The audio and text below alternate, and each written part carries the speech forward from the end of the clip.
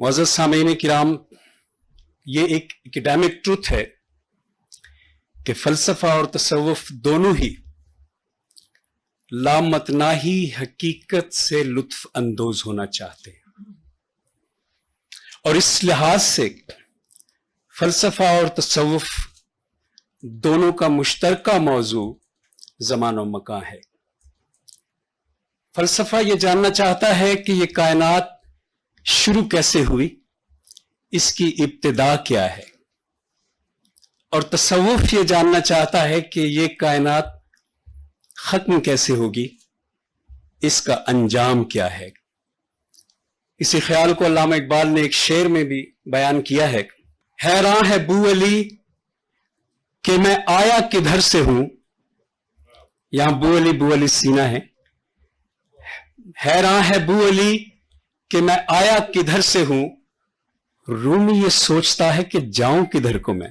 तो अल्लामा इकबाल लिखते हैं अपने खुतबात में कि ज़मानो मकान का मसला मुसलमानों के लिए जिंदगी और मौत का मसला है, और इसकी वजह अल्लामा इकबाल ये बयान करते हैं कि चूंकि इस्लाम में दीदार इलाही का कॉन्सेप्ट है,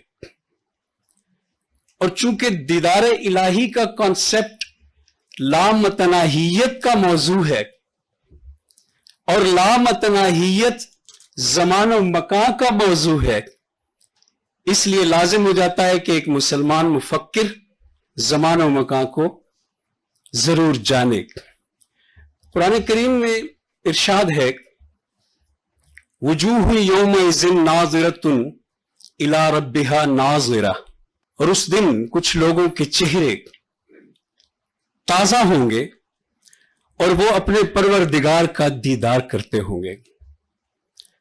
फिर एक और आयत है, अन्नहुम मुलाक़ू रब्बिहिम यज़ुन्नूना अन्नहुम मुलाक़ू रब्बिहिम, वो यकीन रखते हैं कि वो अपने रब से मिलेंगे। सुल्तान बाहू रहमतुल्लाह अलैह नूरुल हुदा में दीदार इलाही को इस दुनिया में भी इंसान के लिए मुमकिन करार देते हैं, और उसके लिए 3 तरीके बताते हैं। पहला तरीका है कि दीदार इलाही ख्वाब में होता है। दूसरा तरीका है मुराकबा मौत का। लेकिन जो तीसरा तरीका है वो सुल्तान बाहू के तस्वुर ज़मान और मकान पर भी रोशनी डालता है, और तीसरा तरीका है जिस्म जान की तकसीम का, जिसमें मुर्शिद के फैज से तालिब दीदार का जिस्म जहां 2 हिस्सों में बट जाता है, उसका जिस्म एक हिस्सा इसी ज़मानो मकाम में रह जाता है, जबकि उसका दूसरा हिस्सा, उसकी रूह लाहूत मकाम में खुदा के सामने हाजिर हो जाती है और दीदार इलाही से सरशार होती है। चुनाचे इस तरतीब से तो वाज़े हो रहा है कि सुल्तान बाहू रहमतुल्लाह अलैह कम से कम 2 तरह का ज़मानो मकान मानते हैं। एक वो ज़माना जिसे सुल्तान बाहू अपने अल्फाज में मईयत इलाही का ज़माना कहते, जिसमें इंसान को खुदा की मईयत नसीब होती है।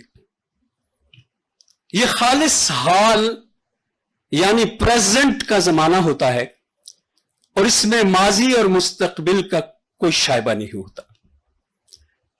जबकि दूसरा ज़माना जिसमें इंसानी जिस्म एग्जिस्ट करता है, ज़माने मुतसलसल माजी और हाल और मुस्तकबिल वाला ज़माना है, यह खालिस नहीं है, क्योंकि इसमें माजी और मुस्तकबिल का वजूद भी है।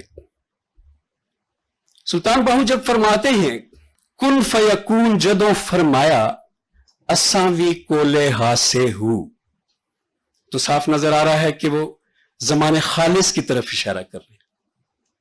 फिर फरमाते हिके ला मकान मकान असाडा, हिके आन बुतां विच फासे हूं। यूं गोया सुल्तान बाहू इस आर्जी ज़मानो मकान से मावरा एक और तरह का ज़मानो मकान तस्वुर में ला रहे हैं, और जिससे वो ला ज़मानो ला मकान कह रहे हैं।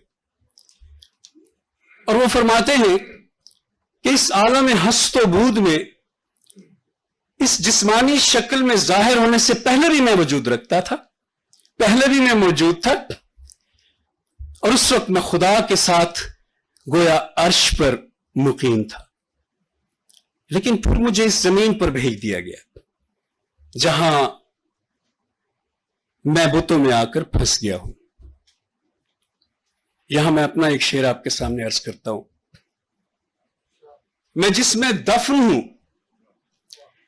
ایک چلتی پھرتی قبر ہے یہ، میں جس میں دفن ہوں ایک چلتی پھرتی قبر ہے یہ، جنم کے وقت ہی دراصل مر گیا تھا میں۔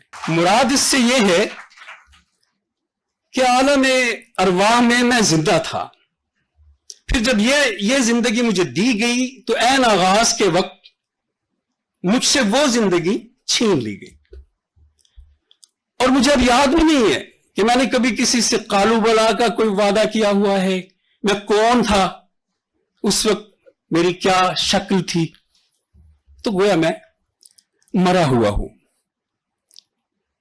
ڈاکٹر وحید عشرت اپنی کتاب زمان و مکان میں مولانا رومی کے حوالے سے لکھتے ہیں کہ رومی ماضی اور مستقبل کو انسان اور خدا کے درمیان ایک پردہ قرار دیتے ہیں، حال کو نہیں،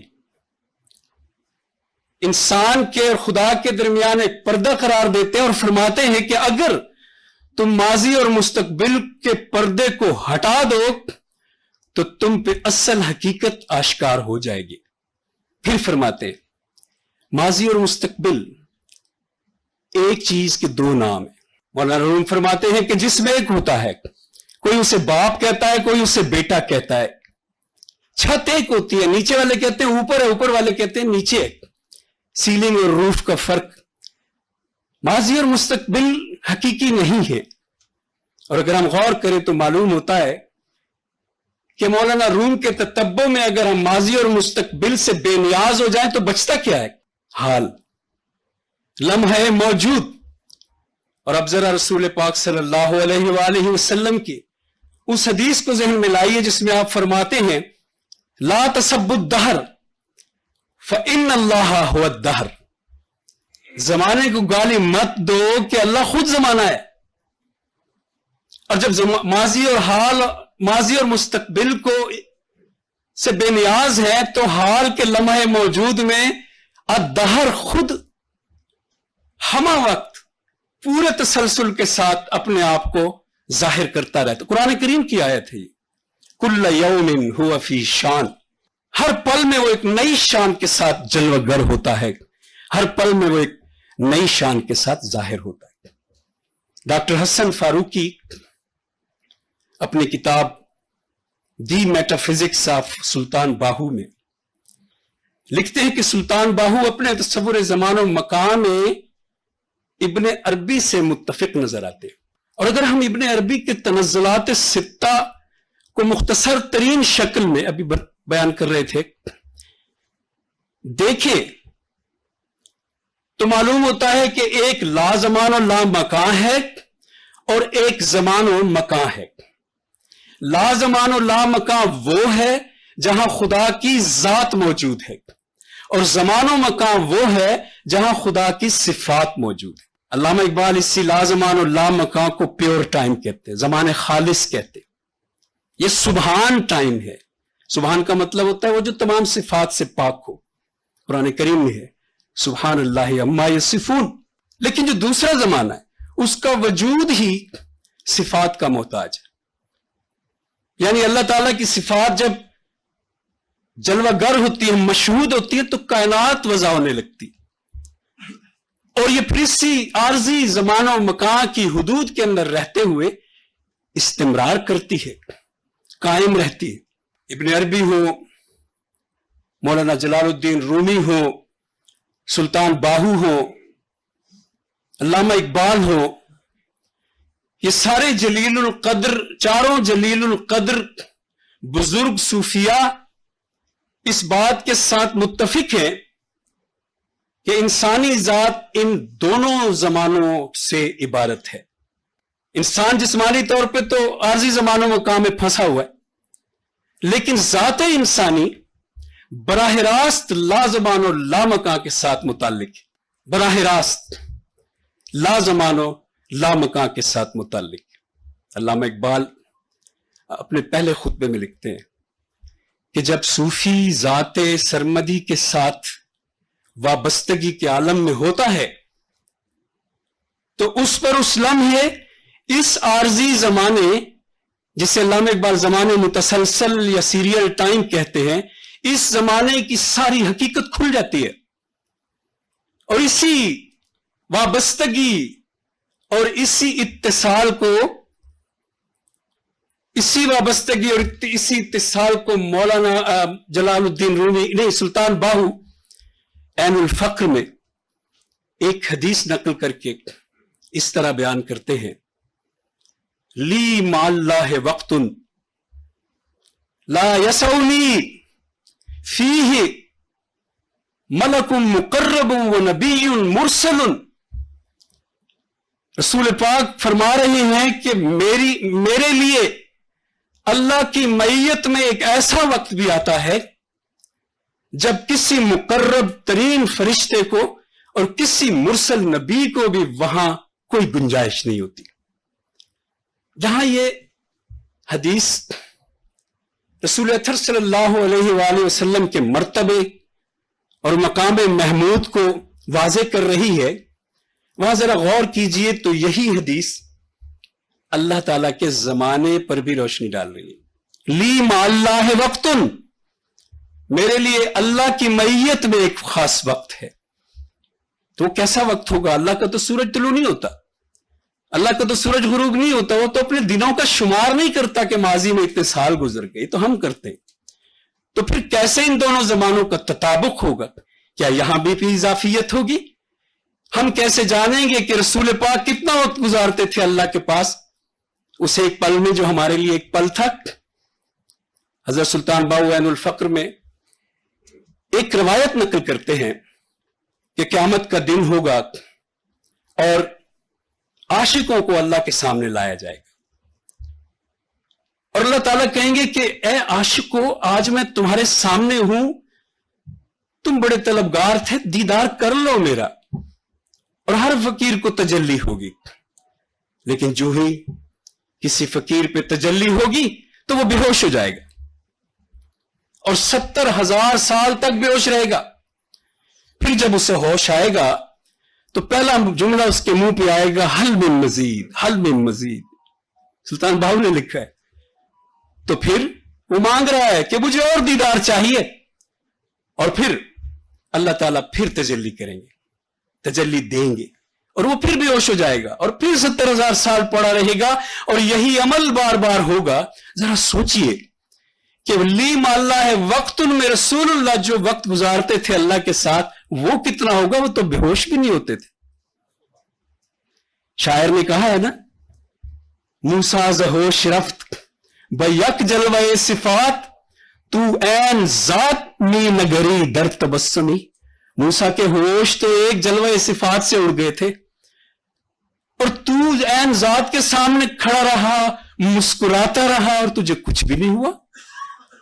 इसी नुक्ते को अल्लामा इकबाल ने ख्वाजा अब्दुल कुद्दूस गंगोही रहमतुल्लाह अलैह के कौल से the reconstruction of religious thought in Islam में बयान किया है।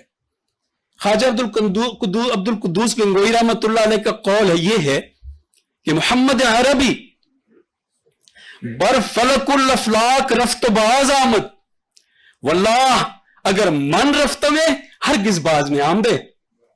कि मोहम्मद अरबी तो फलकुल अफलाक पर गए और वापस आ गए, वल्लाह अगर मैं गया होता तो कभी वापस ना आता।